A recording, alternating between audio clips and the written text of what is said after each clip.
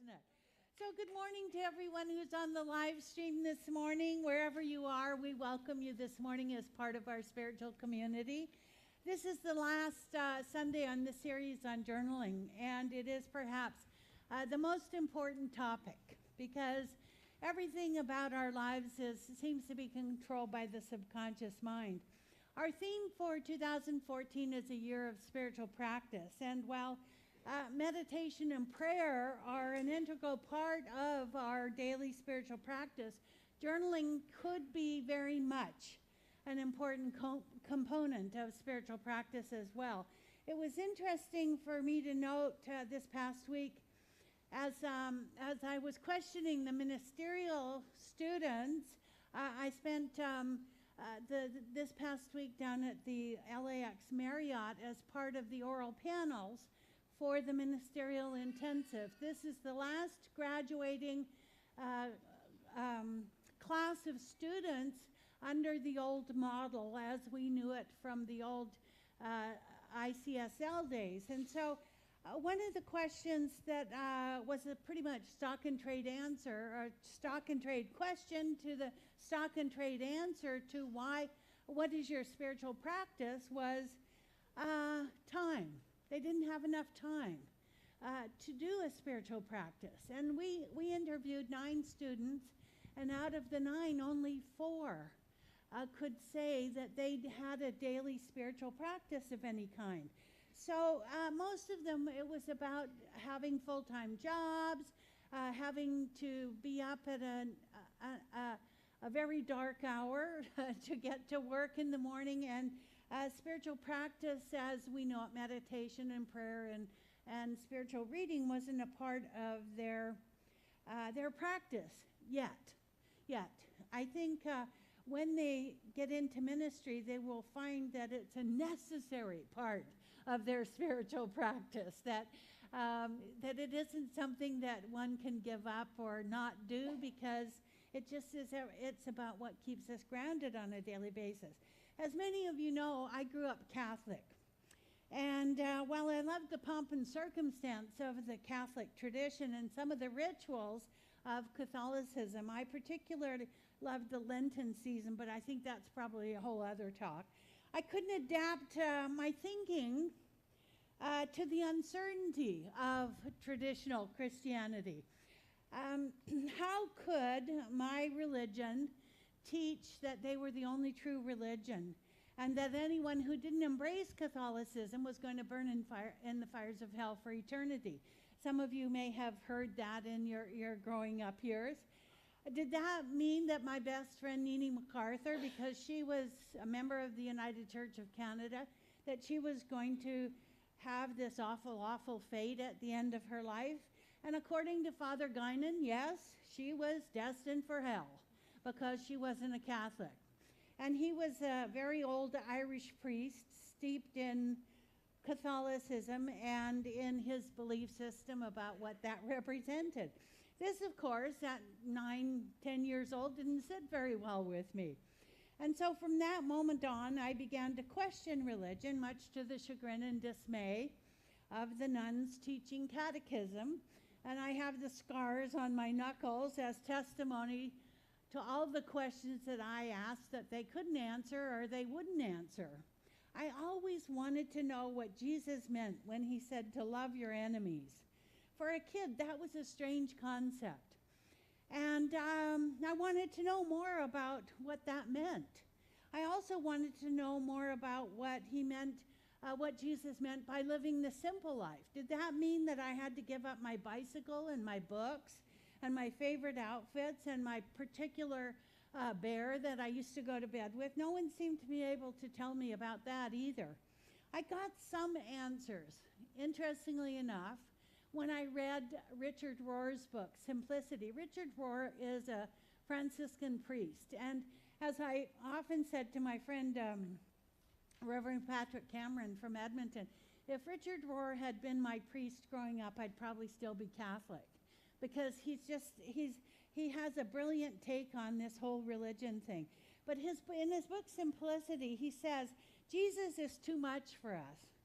It says the church is kind of a collective teenager, Perhaps we're gradually getting to let the gospel talk straight to us. We have always wanted answers because in an early stage of human life, the first thing we need is certainty. Children need to feel safe, right? But Jesus didn't offer us any certainties. He offers us a journey of faith. Jesus doesn't give us many answers. He tells us what the right questions are and what the questions the human soul has to wrestle with to stumble onto the Christ consciousness and the truth, or our own version of the Christ consciousness and what we believe to be the truth is what I would say. It was almost like a game to Jesus, I think, and how he provoked his apostles and disciples to figure out things by themselves and for themselves.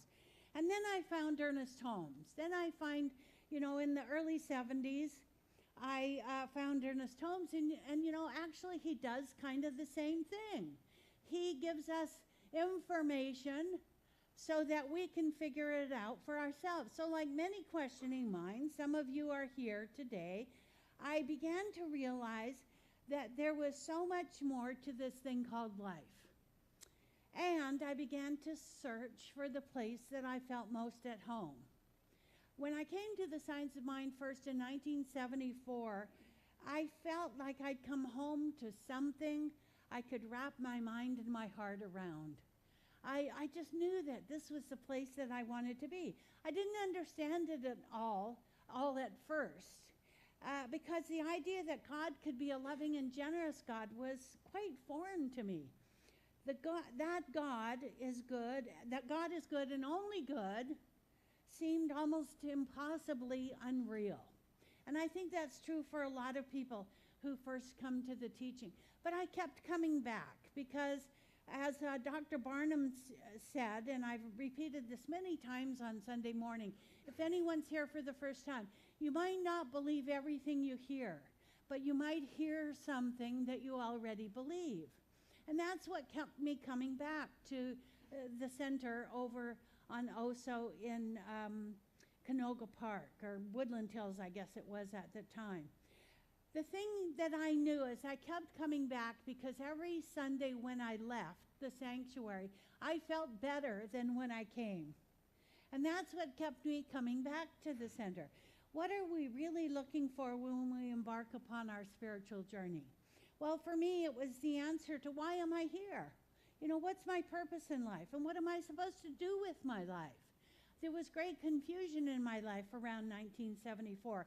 I was newly married, and we were just getting ready. We actually had moved out to Agoura by that time, and most of our friends in Los Angeles felt like Agoura was 10 miles from nowhere. Because in those days, it was Wizens, period. That was it in Agoura, right? So I really felt sort of isolated and alone. But when I started going to the Canoga Park Church, there was an extended family, if you will, that showed up for me there. Rohr says that our questions determine what we ultimately find and discover. So for me, journaling was an integral part of my finding and discovering the answers to the questions about why I'm here and what was my purpose in life. I felt if I wrote enough and questioned enough, sooner or later an agreeable answer would pop up. Well, some of the answers weren't always agreeable, I have to tell you that, because I had to change my thinking. And at that stage of my development, I realized that I had a lot of the core beliefs about religion and spirituality that didn't serve me anymore, but I didn't have anything to replace them with. So there was some learning that I had to do. Would it surprise you to learn that I'm still looking for the answers to those questions? Do we ever find them, really? Probably not, because I'm thinking that most everybody here is in the same boat. It doesn't matter how old we are. As my friend Dada Sillamar had a badge on a few years ago, it's never too late to have a happy childhood. Well, I get that. It's never too late to find out who we are. Rohr says that the quote-unquote answers make trust unnecessary, and they make listening indispensable. He said the answers also make relations with others superfluous, that if we have all the answers, which I know that some people have a tendency to think they do once they come to this teaching. You know, they've got all the answers. He said we're arrogant sometimes, and we don't have to seek out anyone else to help us on our journey. And I certainly don't need you or anyone else to share my time and space with me because I know it all. And that's just ridiculous. None of us ever really knows it all. We might give the appearance of knowing it all because that's our ego wanting to have an expression in this world. But I realize that we really don't know much. And I'm beginning to figure that out, that after all these years, I am still on that journey of self-discovery. And, you know, what I thought I knew 2 years ago, today is very different. One of the most important things Jesus said is that we have to live in this world so as to be dependent on one another. And as Rohr points out, the real meaning of a poor life is a life of radical dependency. So I can't arrange my life in such a way that I don't need you. We cannot do this alone. And that's why there's this thing called spiritual community, because we can't do it alone, nor do we want to do it alone. We want to be with other people. Last night, we were at Cal and Virginia Torrance's house for their auction dinner, their second one in 2 months, I think. They did the one from last year, 2 months ago, and this is this year's, and it was wonderful. And just to be with people and to share time and space with wonderful people, some new to the center, some who've been here for as long as I have, some who've been in the teaching for pretty much as long as I have. It's just wonderful to be in that consciousness. We don't have to be anything we're not because we're who we are. It's as simple as that. Ernest Holmes believed in the idea of spiritual community to such a degree that he ended up creating something called the Church of Religious Science, because I believe that he wanted to have other people who were in the question be with him. He wrote and wrote. He journaled and journaled. And 35 or so books later, we have his thoughts from his journey in consciousness on paper. And we read what he wrote to find out where we're going and how to get there, because he's given us a roadmap to do that. He's graciously given us the template to a life worth living. Do you think he intended to do that when he started writing? I think for him it was probably a catharsis of some kind. And it ended up being publishable material.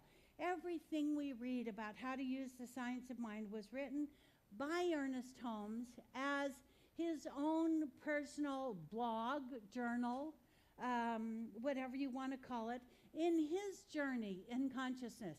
And I think he believed at some level that if he wrote it down, that maybe somebody else could benefit from what he wrote. 75 years later, here we are, all benefiting from what he decided to journal one day. Jesus, of course, never wrote anything himself because Aramaic wasn't a written language. So we can't even be certain that most of what's in the Bible is attributed to him was really said by him.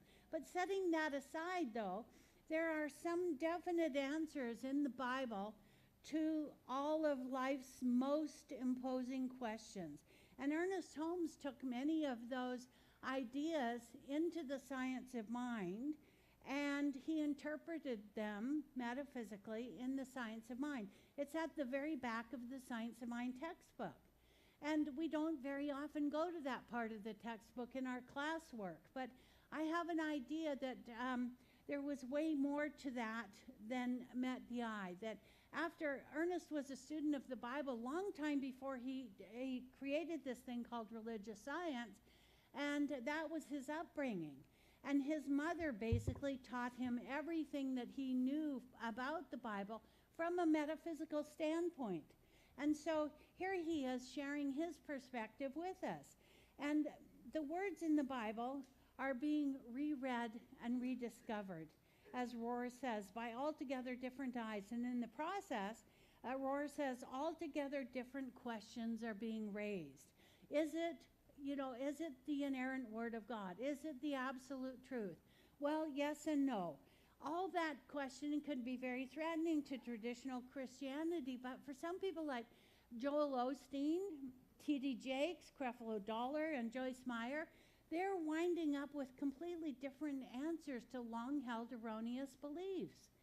Sometimes when I listen to Joel Osteen, his turn of phrase sounds like he's read Ernest Holmes. Anybody else ever get that when you listen to him on television? He's encouraging the audience to be self-reliant and independent thinkers, and it's just wonderful, isn't it? Just wonderful. Actually, I discovered something. Christianity was not declared an established religion until 313, when Emperor Constantine said so, overnight. Then it changed for the masses. It just became Christianity because an emperor said it was so. Well, alrighty then. We could declare something on our own here.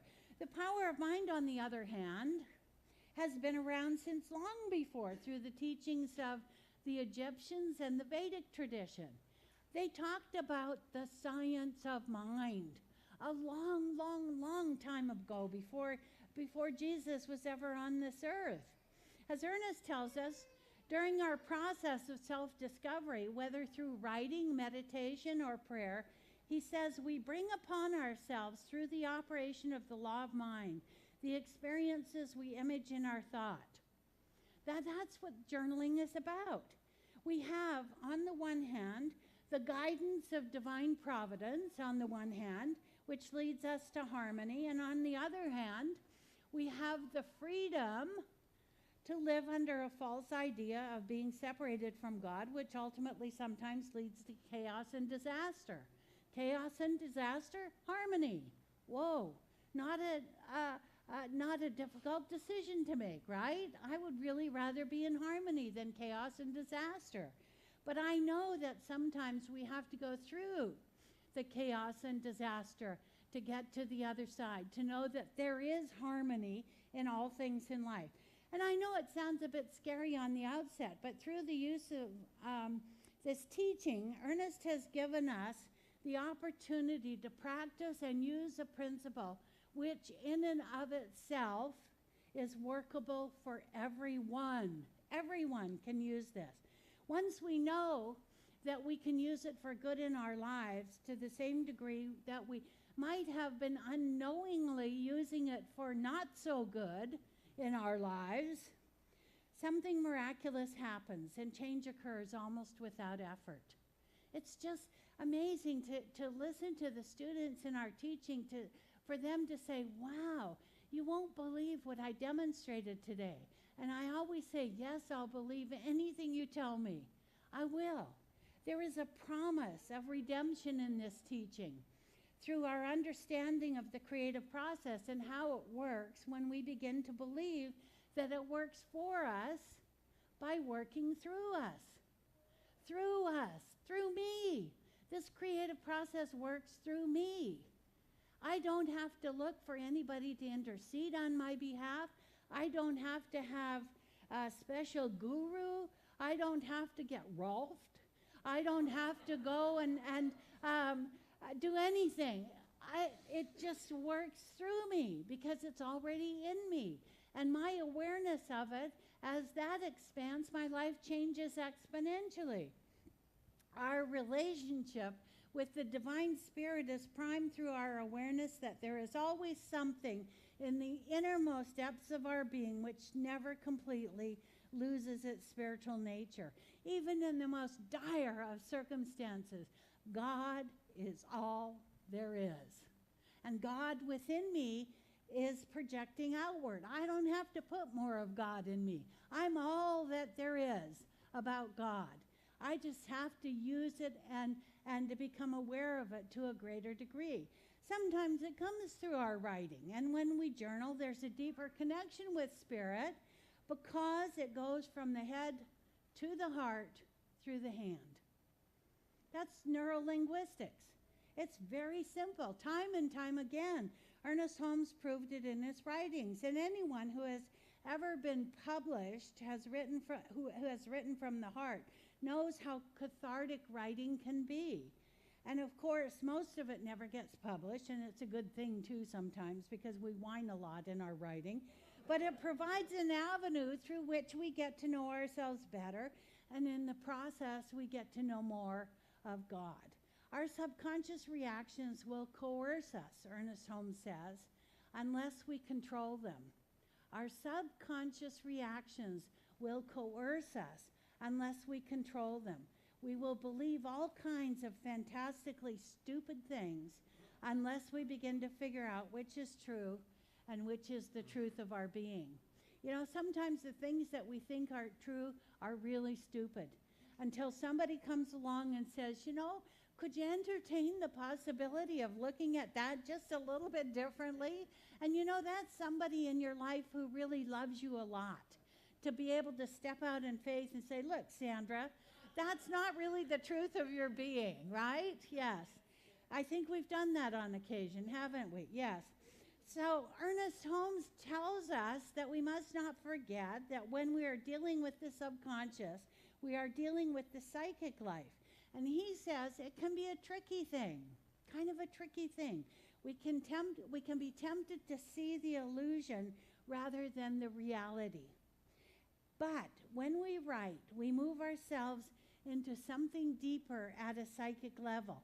This deeper part of us is a spiritual intelligence which transcends even our objective processes of reasoning, and it can distinguish between illusion and reality. So if we go to that spiritual intelligence in our writer, in the writer part of us, we are always going to be on target. We are always going to be in truth with a capital T. That won't happen until, as I always say, we're willing to bring it up to shine a conscious light upon it. This is the big, big thing for us. You know, when we stay in the fear about something that's a deeply held belief, and we're afraid and we doubt and we have uncertainty around it, until we're ready to bring it up and shine a conscious light upon it, nothing in our lives is going to change. If we keep those errant thoughts hidden and allow them to control us, we will be plagued by them and live an unresolved life. Thich Nhat Hanh said, spiritual practice is not just sitting and meditating. Practice is looking, touching, drinking, eating, and talking. Every act, every breath, and every step can be practice and help us become more of ourselves. So last night at Calvin, Virginia's, we were in spiritual practice because there were a lot of touching, there was a lot of eating, and a lot of talking. We were actually in spiritual practice. Writing, journaling, blogging can do that too. And we will be free then to live the unfettered life, knowing that with God, all things are possible. Will you join me in consciousness, please?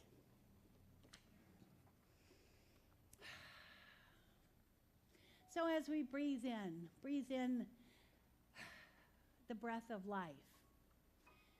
That as we breathe in today, we are breathing in the oxygen of every other person in this room. That we become a part of one another through the very breath that we take. That there is no piece of this place called the sanctuary of CSL Westlake where I begin and another ends. There is only the one breath that is being breathed by each and every person here. And so I know today that there is only that one consciousness as well. There is that one mind, that one power, that one presence. And that one power and presence is the collective mind of everyone here today. That there is nothing in my mind and heart that is too difficult to be shared by another person here. Because in that sharing, I recognize that whatever it is that I have to give can offer solace for another person. That my journey of self-discovery, as I share it, may be the very thing that someone else needs to hear. And so I know today for each and every one of us, as we open up to this idea of communicating effectively, it is, as Ernest says, conversation made in heaven, that the most intimate form of communication is through our conversation. And that is because through our words, we divulge who we are. And when we know who we are, it allows someone else in our experience to be who they need to be fully expressed. And so I know today, as I journal, as I write my story, I am creating the myth of me. I am creating whatever it is that 100 years from now people may read and say, wow, well, that's who that was. And that's what I might like to be in my own life. And so I give over whatever it is that I might have about my own insecurities around writing or journaling or blogging. And I move into the consciousness that I am willing to share who I am. It may not be perfect. Nevertheless, I am willing to share who I am today, because I know that my perfection resides within, that it is not about me at the 5 sensory level, but it is about the me, the capital M-E, at the spiritual level that longs to express today.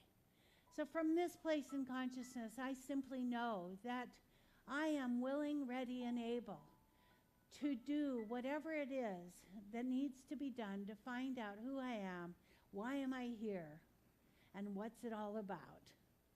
And so I joyfully receive and give thanks today for the opportunity to do it alongside my fellow spiritual community members, knowing that we are in this together fully and completely, with the desire to be self-actualized and to be authentic, our authentic selves with one another. As I release my word to the law, I know that it is done in mind as I have spoken. All is well. God is in the mix, as we say together, and so it is.